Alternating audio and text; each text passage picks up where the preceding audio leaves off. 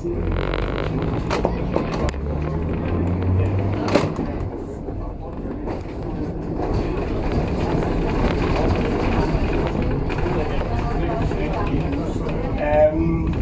her i 16 fra København.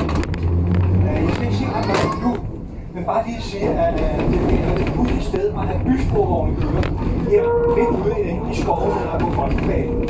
Så vi har prøvet at gøre omgivelserne her på det første lille stykke vej lidt mere byagtige, ved at vi har indrettet nogle kulisser, som ligner butikker. Det er ikke butikker, de er kun 1,5 meter dybe. Men de er så indrettet med alverdens ting. Og det synes jeg lige, I skal nyde først. Så nu holder jeg det.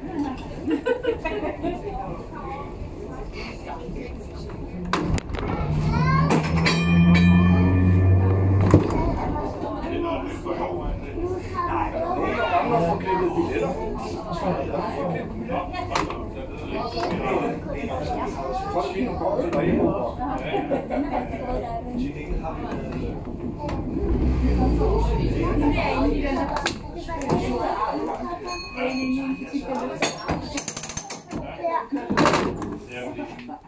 Sidste år var det nemlig ikke. Det er så mere end 4 år siden. Nej, det... Nå ja, okay.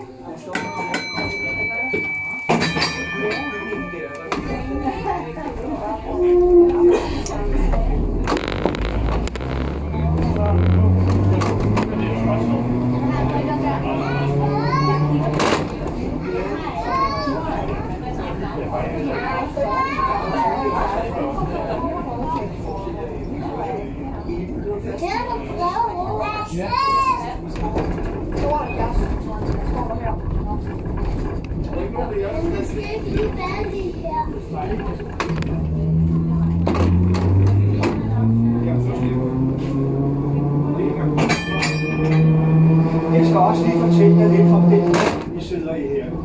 Altså, den stammer fra København. Det er en serie på 118 motorvogne og 83 tilhørende bivogne, som er bygget i 30'erne. På det tidspunkt, der var de første elektriske vogne fra 1901 og frem til 10, der var de begyndt at blive forældet og gammeldags. Der gik selvfølgelig også til 66 til Danmarks Sterne. Men der blev altså bygget nyt i de år der. Og det blev arkitektonisk faktisk ret flot, fordi endelig fik man både motorvogn og bivogn til at se ens ud. Det gjorde de bestemt ikke i århundredes løb. Og de holdt altså faktisk også helt frem til 1972, da den sidste sporvogn i Danmark. Vognen her er bygget i 40. Det var et af de seneste, dem der blev bygget.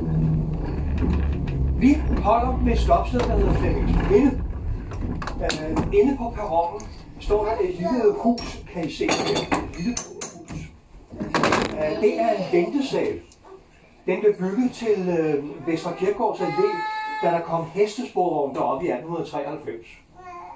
Så den er altså 127 år gammel, den der. Den blev stående også efter sporvognen blev elektrisk.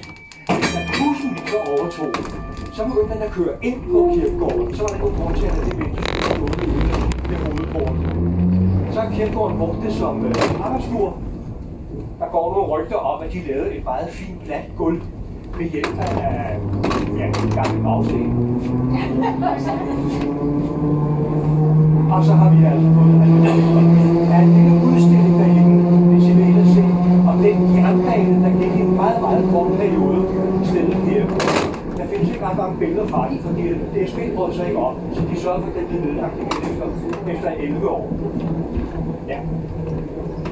Ja, og så vi nærmer os et stoppested, der hedder Skovkanten.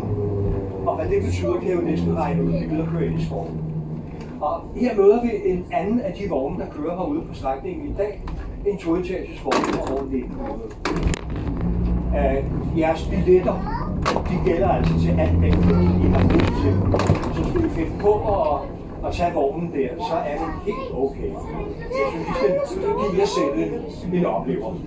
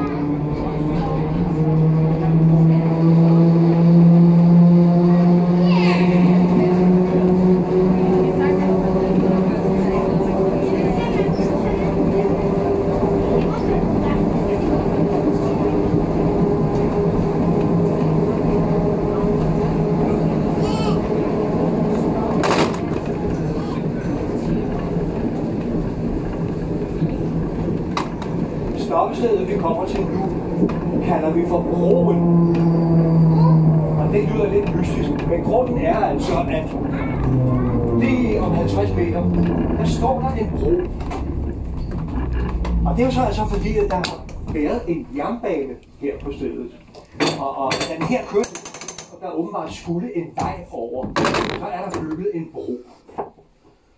Det er stadigvæk Bane Danmarks ejendom. Så de sender stadigvæk folk ud en gang om året for at tjekke, at broen har det godt, og den stadigvæk står, hvor de satte den, og så videre, i stedet for at rive den ned. Til gengæld så er der mange, der elsker at fotografere sporvognen deroppe fra. Ja.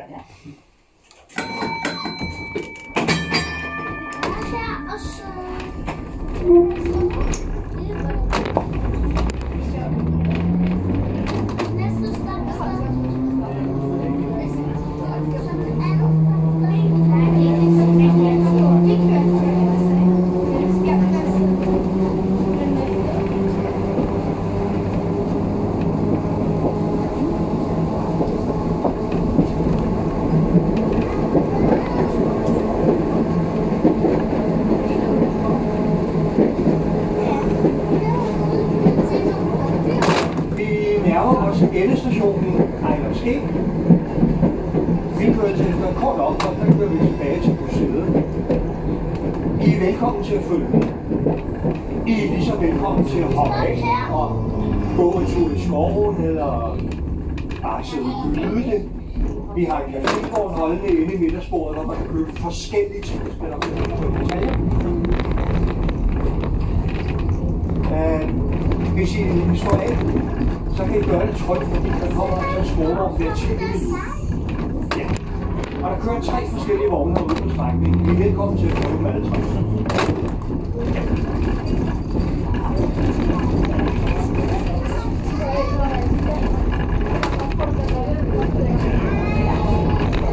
Cafégvognen, der holder derinde, nu kan I se den stammer fra Dybgård.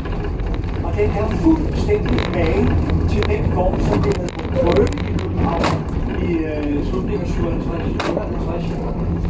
Og så blev støttet til at Københavns Sporveje også på 100 af den samme vogntype. Det er jo en anden vogn, der kører ude i dag. Det er vi alle på prøve. Og så skal jeg bare lige vise jer et meget flot ventehus her. Det stammer fra Odense. Det stod i Fruens Bøge endestationen. De er stadigvæk egentlig Odenses ejendom, men de har valgt at udstationere det her, fordi de synes, det passer. Lige det der sådan pseudo-vikingeragtige skrift op.